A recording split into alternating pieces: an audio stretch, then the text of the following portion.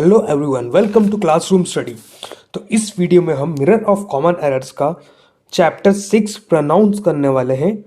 इससे पहले जिसने भी बाकी के 5 चैप्टर नहीं देखे हैं वो फ्रेंड्स जाके 5 चैप्टर देख लें। प्लेलिस्ट मैंने ऐड कर दी, उसकी लिंक मैंने डिस्क्रिप्शन में। ये 5 चैप्टर है: article, noun and cases, noun number, subject verb agreement and time and tenses. इसका मैंने बहुत ही अच्छी तरह एक्सप्लेन करा है और बहुत ही स्पीड तरीके से कि आपको याद भी रहे। आइए विदाउट वेस्टिंग ओवर टाइम हमारा 6 चैप्टर स्टार्ट करें। तो हमारा 6 चैप्टर क्या कहता है? 6 चैप्टर हमारा प्रोनाउंस के बारे में है। जैसा कि आप लोग जानती हैं, पार्ट ऑफ स्पीच का एक पार्ट है प्रोनाउन। नाउन, प्रोनाउन, व एडजेक्टिव, एडवर्ब, कंजक्शन, प्रीपोजिशन, ये हमारे पार्ट ऑफ स्पीच हैं, जिसमें से नाउन हम पढ़ चुके हैं, प्रोनाउन है अब। तो प्रोनाउन क्या है? Pronoun a word which used instead of noun. Noun की जगह पे वो यूज करने वाले वर्ड्स प्रोनाउन कहलाते हैं। कैसे? पर्सनल प्रोनाउन हमारे क्या होते हैं? आई, यू, ही, मी, देम, है ना, आदि, ये सब हमारे होते हैं। वैसे इनके ऑर्डर दे रखे हैं। जैसे ऑर्डर हमारा दे रखा है पहला 2-1-3। 2-1-3 मतलब second person, third person, first person. अब फर्स्ट पर्सन क्या है? आई हमारा फर्स्ट पर्सन है, यू हमारा सेकंड पर्सन है और ही हमारा थर्ड पर्सन है। मतलब मैं खुद अपने बारे में बात कर रहा हूँ। यू मतलब मैं तुम्हारे बारे में बात कर रहा हूँ, यू है ना, ये फर्स्ट पर्सन, ये सेकंड पर्सन, मैं तुम्हारे बारे में। और ही मतलब वह आदमी, मतलब कोई और ही दो लोग आपस में बात कर रहे हैं, ही के लिए किसी थर्ड पर्सन के बारे में बात कर रहे हैं। तो इस तरीके से इसको डिफाइन किया गया है, फर्स्ट पर्सन, सेकंड पर्सन और थर्ड पर्सन। तो यहाँ पे 2 ऑर्डर होते हैं, एक होता है सेकंड थर्ड फर्स्ट और एक होता है फर्स्ट सेकंड थर्ड। तो दोनों के बीच में डिफरेंस ये है कि you, he and I going, कुछ काम हो रहा हो उसके लिए हम ये सेकंड थर्ड एंड फर्स्ट वाला फॉलो करते हैं। लेकिन किंतु किसी पाप, दोष, भूल स्वीकार किया जाए तो हम उसमें 1-2-3 का इस्तेमाल करते हैं। कैसे? I, you and he have committed a sin. ठीक है, ये पूरा 2 ऑर्डर बहुत अच्छे से समझ लेना। जैसे कि कुछ काम या वर्क क्रिया हो रही हो तो हम 2-3-1 यूज करते हैं। लेकिन अगर हम किसी चीज, भूल, दोष या पाप, किसी चीज को स्वीकार कर रहे हैं तो हम 1-2-3 का यूज करते हैं। इस पर डायरेक्ट एसएससी सवाल पूछा जाता है, डायरेक्ट आपके 2 मार्क्स यहाँ से पक्के हैं। नेक्स्ट है हमारा uses of objective case pronoun, है ना। लेट के बाद कैसे यूज करते हैं? लेट के बाद हम दोनों यू एंड मी यूज करते हैं। कभी भी हम फर्स्ट पर्सन इसमें नहीं यूज करेंगे, यू एंड आई यूज नहीं करेंगे हम। आई का सब्स्टिट्यूट होता है मी, ठीक है, तो आई की जगह हम मी यूज करेंगे। प्रीपोजिशन के बाद जैसे ही डिपेंड्स ऑन मी, प्रीपोजिशन के बाद हमने मी यूज करा, ना कि आई यूज करा। ठीक है, आई का सब्स्टिट्यूट आपको पता है मी होता है। There is a conflict between you and me, ना कि यू एंड आई। ठीक है, तो हमारा जो लेट हो गया उसके बाद और हमारा जो प्रीपोजिशंस हो गए, प्रीपोजिशंस उसके बाद। ठीक है, इन पर आधारित प्रॉब्लम्स बहुधा दिए जाते हैं, बहुत बार दिए जाते हैं। देखिए जैसे between you and I probably won't come to all. अब इसमें एरर क्या है? बिटवीन यू एंड आई, यहाँ पे यू आएगा यू एंड मी। ठीक है, उसी तरीके से नेक्स्ट है हमारा देन और द वाला केस। देखिए ऊपर ये दिया गया आई के बाद मी का प्रयोग होगा, बिटवीन एक प्रीपोजिशन है क्योंकि। ठीक है, प्रीपोजिशन के बाद हम क्या करते हैं? ऑब्जेक्टिव केस यूज कर सकते हैं, प्रोनाउन यूज करते हैं मी। देन और द वाला केस, देन के बाद नॉमिनेटिव केस आएगा। ठीक है ना, यदि कंपैरिजन 2 नॉमिनेटिव के बीच में हो। कैसे? You are better than I. अब आप कहोगे सर यहाँ पे तो आई यूज कर दिया हमने मी की जगह पे। नहीं भाई, यहाँ पे प्रीपोजिशन नहीं है, लेकिन और यहाँ पे केस चल रहा है नॉमिनेटिव वाला। यू और आई में, तुम और मैं आपस में एक दूसरे को नॉमिनेट कर रहे हैं कि तुम मुझसे बहुत ज़्यादा अच्छे हो, है ना। लेकिन इसमें एक चीज़ का याद रखना है, दूसरा हमारा कैसे? He respects you more than me. अब यहाँ पे मी क्यों लगा दिया भाई? यहाँ पे आई लगा दी, यहाँ पे मी लगा दिया, यहाँ पे भी तो कंपैरिजन चल रहा है ना। बट यहाँ पे नॉमिनेटिव केस नहीं है, क्योंकि यहाँ पे हम बात कर रहे हैं रिस्पेक्ट की, यहाँ पे हम बात कर रहे हैं खुद की, आपस में एक दूसरे की बात कर रहे हैं, यहाँ पे हमारी रिस्पेक्ट की बात कर रहे हैं। तो इस चीज़ का हमें यहाँ पे ध्यान रखना है कि पर्सन के बीच अगर कंपैरिजन हो तो हमें आई यूज़ करना है, और ऑब्जेक्ट के बीच अगर कंपैरिजन हो तो हमें मी। अब ऑब्जेक्ट कौन सा, यहाँ पे हमारी रिस्पेक्ट के बारे में, हमारे किसी भी चीज़ के बारे में बात हो रही हो, अगर हमारे खुद के बारे में बात करिए, पर्सन खुद है तो हमें आई यूज़ करना है। नेक्स्ट हमारा distributive pronoun, each, either, neither, है ना, ये हमारे डिस्ट्रीब्यूटिव प्रोनाउन होते हैं, है ना। ईच का प्रयोग दो या दो से अधिक के लिए करते हैं हम, जैसे ईच ऑफ टू बॉयज। ये हमने हमारे पुराने चैप्टर्स में भी पढ़ा सब्जेक्ट वर्ब एग्रीमेंट में कि ईच के बाद हमेशा सिलेक्टेशन होता है, तो यहाँ पे हमेशा हमारी जो नाउन या प्रोनाउन होता है हमारा प्लूरल आता है।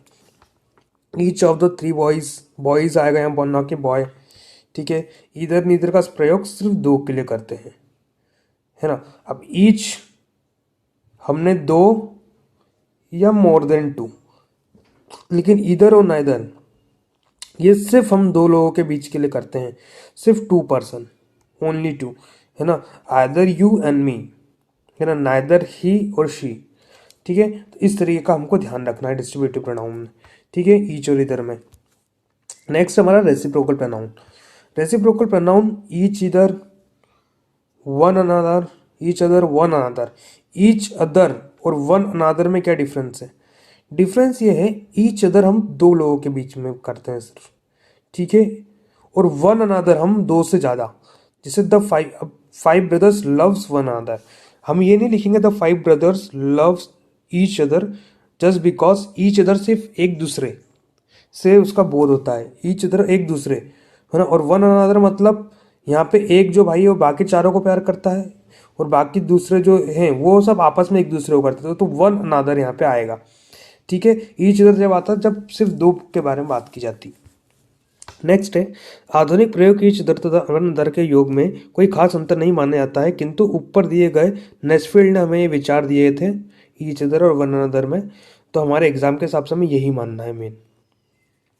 नेक्स्ट है डेमोन्स्ट्रेटिव प्रोनाउन क्या क्या होते हैं, these, that, these, those, such, somebody, anybody, nobody, everybody, someone, no one, है ना, anyone, everyone, something, nothing, anything, everything, some, all, many, few, none, one आदि।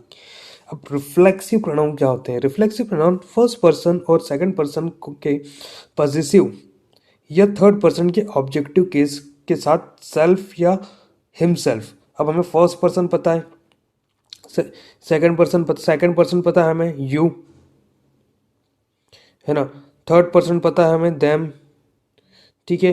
तो हम यू के साथ योर सेल्फ कर दिया हमने, तो ये हमारा रिफ्लेक्सिव प्रोनाउन हो गया। देम के साथ देम सेल्फ हो गया, तो ये हमारा रिफ्लेक्सिव प्रोनाउन कहलाएगा, ठीक है। इस तरीके का हम प्रोनाउन कैसे यूज कर सकते हैं, my self, your self, him self, them self, है ना। अब ज़्यादा की बात हो रही है तो ईवीएस वाला आएगा, सेल्फ एफ वाला नहीं आएगा, ये हमारा हमने प्लूरल और सिंगुलर में पढ़ा है। नेक्स्ट जैसे कि ही हर्ट हिमसेल्फ, उसका स्वयं को चोट पहुंचाना, है ना। नोट, सिर्फ यह ध्यान रखें कि ट्रांजिटिव वर्ब के बाद ऑब्जेक्ट का प्रयोग होता है, यदि ऑब्जेक्ट नहीं दिया गया है तो आप रिफ्लेक्सिव प्रोनाउन के प्रयोग में उम्मीद की जाती है। कैसे? पहले एक चीज़ और आपको समझाऊंगा, ट्रांजिटिव वर्ब और इनट्रांजिटिव वर्ब। ट्रांजिटिव वर्ब क्या होती है? जो हमारे हमेशा अपने साथ ऑब्जेक्ट लेती है ना। और इनट्रांजिटिव वर्ब होती है जो ऑब्जेक्ट नहीं लेती है, ठीक है। तो हमें इस चीज़ का ध्यान रखना है, अगर ऑब्जेक्ट नहीं है यहाँ पे तो हम उसकी जगह पर रिफ्लेक्सिव प्रोनाउन का यूज़ कर सकते हैं। कैसे? ही इंजॉयड द पार्टी, यहाँ पे ऑब्जेक्ट भी है, वर्ब भी है और ऑब्जेक्ट भी है, तो ये हमारे ट्रांजिटिव वर्ब होगी इंजॉयड। लेकिन नहीं, अगर हमें रिफ्लेक्सिव प्रोनाउन यूज़ करना है तो हमें ये ऑब्जेक्ट हटाना पड़ेगा। अब ऑब्जेक्ट कैसे हटाएंगे? हमने ऑब्जेक्ट को बना दिया एट द पार्टी, जो कि हमारा हो गया एडवर्ब ऑफ प्लेस, है ना। अब यहाँ पे रिफ्लेक्सिव प्रोनाउन हमने लगा दिया himself, he enjoyed himself at the party, उसने खुद से बहुत इंजॉय करा पार्टी पर, है ना। और ही इंजॉयड, उसने पार्टी पे इंजॉय करा, है ना। यहाँ पे हो गया, यहाँ का हो गया उसने पार्टी में एंजॉय करा, और यहाँ पे हो गया ही उसने पार्टी में खुद से बहुत ज़्यादा एंजॉय करा। अभी एट द पार्टी मतलब, और पार्टी ऑब्जेक्ट कैसे हो गया, एट द पार्टी एडवर्ब कैसे हो गया? तो एडवर्ब किसी भी वर्ब की प्लेस, डिग्री, टाइम, इस सब को बताता है। एंजॉय क्या करा उसने भाई? उसने वर्ब की विशेषता बताई, ये जगह एडवर्ब, ठीक है। वहीं यहाँ पे ये ऑब्जेक्ट की तरह पार्टी यूज हो रही थी, यहाँ एट द पार्टी उन्होंने बोल दिया तो एडवर्ब की तरफ यूज हो गया, ठीक है। तो रिफ्लेक्सिव हमने कैसे यूज करा? ठीक है, वर्ब प्लस रिफ्लेक्सिव, है ना, प्लस उसके बाद जो भी आता है एडवर्ब कुछ भी वो। इसी प्रकार ध्यान रखें कि hurt, cheat, prostrate, introduce, present, absent, satisfy, lay आदि प्रयोग के बाद एक ऑब्जेक्ट के रिफ्लेक्सिव प्रोनाउन का प्रयोग होता है, जैसे कि he introduced me to the DM. ठीक है, या ये हो गया ऑब्जेक्ट हमारा मी, है ना। ये हमारा हो गया ऑब्जेक्ट कौन सा, ये हमारा ऑब्जेक्ट प्रोनाउन। ठीक है ना। ही इंट्रोड्यूस टू द डीएम। अब ये चीज़ जो है ये कहना गलत हो जाएगा, क्योंकि इंट्रोड्यूस ऐसा वर्ड है अभी हमने पढ़ा, इसके बाद या तो ऑब्जेक्ट चाहिए या तो रिफ्लेक्सिव प्रोनाउन चाहिए। हमने यहाँ पे कुछ लगाया ही नहीं, तो हमें यहाँ पे इसे कैसे सुधारेंगे। हमने इसके बाद लगा दिया she introduced herself to the DM. इस तरीके से हम इसमें यूज करेंगे। ठीक है, नेक्स्ट है एम्पैथिक प्रोनाउन। एम्पैथिक प्रोनाउन में क्या होता है, जिसे कि रिफ्लेक्सिव प्रोनाउन के अंतर्गत बताया गया है कि एम्पैथिक प्रोनाउन भी प्रोनाउन के साथ सेल्फ या सेल्फ जोड़े के ही बनाया जाता है, किंतु अर्थ में अंतर होता है। जैसे रिफ्लेक्सिव प्रोनाउन का अर्थ होता है स्वयं को, है ना, वहीं एम्पैथिक प्रोनाउन का अर्थ होता है स्वयं। ये हो गया स्वयं को, वो ये हो गया स्वयं मतलब खुद। अब इसमें हम अंतर देखते हैं कैसे। सोमा फूल्ड हरसेल्फ, सोमा ने खुद को बेवकूफ बना लिया, है ना। और Soma herself went there, Soma खुद वहां गई। तो यहाँ हरसेल्फ दोनों जगह यूज हो रहा है, बट दोनों जगह अलग अलग तरीके से। ये हो गया रिफ्लेक्सिव वाला, क्योंकि यहाँ पे सोमा फूल्ड हरसेल्फ, वो खुद को बेवकूफ है। और यहाँ पे हो गया एम्पैथिक वाला, एम्पैथिक मतलब खुद, यहाँ पे वर्ड यूज हुआ। हिंदी में थोड़ा सा इसको कन्वर्ट करके आप समझेंगे और कुछ नहीं।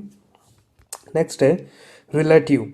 रिलेटिव हमारे कौन कौन से होते हैं, who, which, that, what, but, as. तो ये हमारे सारे रिलेटिव प्रोनाउन होते हैं। जैसे हु का प्रयोग हम ह्यूमन बीइंग के लिए करते हैं, विच का प्रयोग हम किसी वस्तु के लिए करते हैं, ठीक है। वहीं दैट का प्रयोग हम दोनों के लिए करते हैं, या तो मानव जाति या वस्तु दोनों के लिए कर सकते हैं। ठीक है, the boy who stole my purse, है ना। अब यहाँ पे क्या एग्जाम में क्वेश्चन के साथ दे दिया जाता है, the boy which stole my purse दे दिया जाता है, तो उस चीज़ का हमें ध्यान रखना है कि विच की जगह हु और हु की जगह विच नहीं है। और इसको थोड़ा सा हिंदी में ट्रांसलेट करके अगर पढ़ेंगे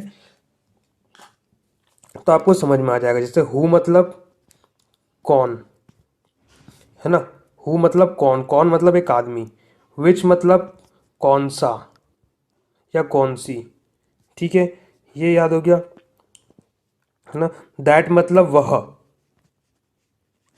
ठीक है। तो इस तरीके से हमें थोड़ा सा देखना है कि कहाँ पे क्या रिलेवेंट है, वो यूज़ करना है। ठीक है, हमने देख लिया हु हमारा पर्सन्स के साथ, विच हमारा वस्तु के साथ, दैट हमारा दोनों के बदले में आ सकता है। The boy that stall my purse was a student. ठीक है, यहाँ पे हम दैट यूज़ कर सकते हैं, क्योंकि हमने बॉय के लिए भी यूज़ करा है यहाँ पे। और यहाँ the pen that is on the table is mine.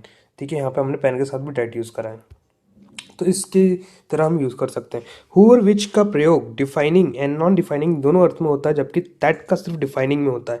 अब यहाँ पे ये चीज़ याद रखना है, दैट क्यों यूज़ करा, क्योंकि पर्टिकुलर बॉय के बारे में बात करी, द लगा के, आर्टिकल द लगाया तो हमें पता ही है ना, आर्टिकल द हम डिफाइनेट के लिए करते हैं, है ना। द पेन, या एक पर्टिकुलर पेन की बात करी, इसलिए हमने डैट लगा देने। तो अगर पर्टिकुलर पेन के बारे में बात नहीं होती तो हम पेन दैट नहीं लगाइएगा, दैट लगाते ही नहीं। अब हु और विच का प्रयोग डिफाइनिंग और या नॉन डिफाइनिंग दोनों में होता है, डैट का नहीं होता है ना। The dog which I have bot is black, ये हो गया हमारा defining use. The I have bought a dog which is black, ये हो गया हमारा नॉन डिफाइनिंग। अब डिफाइनिंग का मतलब क्या होता है कि अगर हमने विच को हटा दिया तो क्या टेंस में कोई मीनिंग निकल रहा है। The dog I have bot is black, which I have नहीं, यहाँ पे हमने पर्टिकुलर डॉग के बारे में बात करी थी, है ना। Which I have bought, which I have bought एक पूरा क्लॉज, अगर ये हमने हटा दिया तो ये सेंटेंस प्रॉपर मीनिंग नहीं करेगा, इसका मीनिंग ही बदल जाएगा। पहली बात तो हमें मीनिंग नहीं बदलना है। अब देखिए यहाँ पे करते हैं I have bought a dog which is black, अगर हमने यहाँ विच वाला पार्ट हटा दिया तो I have bought a dog का कोई मीनिंग बदल रहा है। पहले भी I have bought a dog था, आज भी I have bought a dog है, बट यहाँ ऊपर वाले केस में क्या होगा, the dog which I have bought, which हटा दिया तो the dog I have bot हो गया। विच मतलब कन्फर्मेशन हमें यहाँ नहीं मिली, डिफाइन नहीं कर पाए कि जो हमने खरीदा वाला डॉग ब्लैक है कि क्या है। ठीक है, उसी तरीके से यहाँ पे ये पूरा वही चीज़ एक्सप्लेन करी गई है।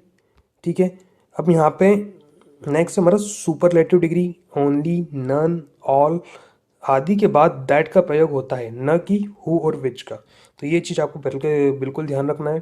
जैसे ऑल, ऑल हमने यूज़ करा, ऑल के बाद ऑल विच नहीं, ऑल हु नहीं, all that, glitter is not good. Next हमारा दिस इज दी बेस्ट। अगर हमने यहाँ द बेस्ट करते हैं, ये बेस्ट एक सुपरलेटिव डिग्री है, इसके बाद हमें डेट ही यूज़ करना है, विच या हु नहीं यूज़ करना है। तो ये चीज़ हमारे दिमाग में बैठा लेनी है। नेक्स्ट है हमारा हु हुम के प्रयोग में प्रायः प्रॉब्लम दिया जाता है। जैसे हाँ, ये चीज़ मेन चीज़, हु की जगह हुम रख देंगे, हुम की जगह हु रख देंगे। तो दोनों केस में हमें कहाँ ध्यान रखना है कि हु हम कब यूज़ करेंगे, जब वही पर्सन, कोई पर्सन वो काम कर रहा हो। जैसे कि ये हमारा कोई सब्जेक्ट है, अगर वो खुद काम परफॉर्म कर रहा है तो हमने हु यूज़ करा, बट अगर वह काम को उससे कोई मतलब नहीं है तो हम हुम यूज़ करेंगे। अब देखिए कैसे,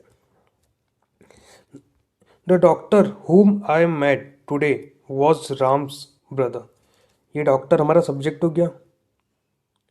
अब ये वर्ब हमारा ये हो गया मैट। अब ये मैट का काम कौन कर रहा है, मैं कर रहा हूँ, ना कि डॉक्टर खुद मेरे से मिलने चल के आ रहा है। मतलब यहाँ पे सब्जेक्ट कोई काम नहीं कर रहा है, द डॉक्टर वाला, और ये होम लगाया किसके लिए, डॉक्टर के लिए, है ना, क्योंकि हम किससे मिले थे, डॉक्टर से मिले थे। तो उस अब डॉक्टर के लिए हु नहीं लगा सकते हम यहाँ पे, क्योंकि डॉक्टर खुद तो मिलने आ नहीं रहा है। तो doctor whom I met today was Ram's brother, तो इसलिए हमने होम लगाया है। ठीक है, नेक्स्ट है इसका एग्जाम्पल, ऊपर देखते हैं, ये रहा, the doctor who came here was Ram's brother. अब देखिए यहाँ पे केस में क्या है, यहाँ पे केम आने का काम कौन करा है, कैम हियर, कौन आया यहाँ पे भाई, डॉक्टर आया यहाँ पे, ना कि राम आया, ना कि मैं आया। ठीक है, तो यहाँ पे हमने हु का प्रयोग अब करा। तो इस तरीके से हु और हुम का हमें ध्यान रखना है कि जो हमारा सब्जेक्ट है, जो मेन है ना, जिसके बारे में हमने हु या हुम लगाया है, वो वर्क काम खुद कर रहा है या नहीं। वो काम खुद नहीं कर रहा है तो हुम लगाएंगे, वो काम कर रहा है तो हम हु लगाएंगे। ठीक है, इस तरीके से प्रॉब्लम दिए जाते हैं। ये चीज़ आप दिमाग में बैठा ले, 2 मार्क्स पक्के एसएससी में मेरी तरफ से। अगला इंट्रोगेटिव प्रोनाउंस। इंट्रोगेटिव प्रोनाउंस चाहते हैं हु विच डैट, जब हम क्वेश्चन मार्क के साथ यूज़ करते हैं तो ये हमारे इंट्रोगेटिव प्रोनाउन हो गए।